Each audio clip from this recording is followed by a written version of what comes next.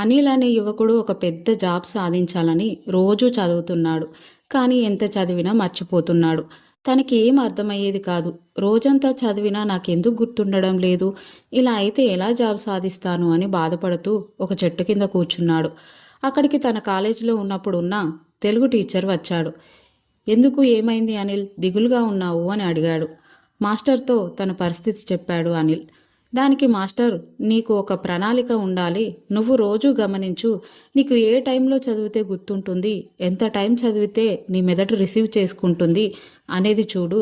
నీకు గుర్తుండనప్పుడు రోజంతా చదివినా వేస్టు.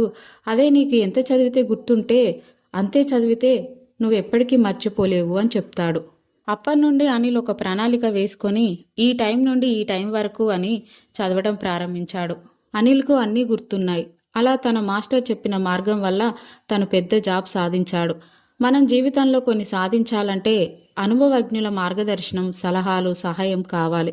జీవితంలో వాళ్ళు చెప్పే మార్గం మన మార్గాన్ని చేరుకోవడానికి అయితే ఆ సహాయాన్ని కోరాలి. అందుకే అంటారు, చెట్టు చూసి నీడ కోరాలి అని. మనకెంత పెద్ద చెట్టు ఉందో గమనించి, అంటే మన మార్గదర్శకుల నీడలో సుఖంగా సురక్షితంగా ఎదగాలి అని అర్థం. Please like, share, subscribe.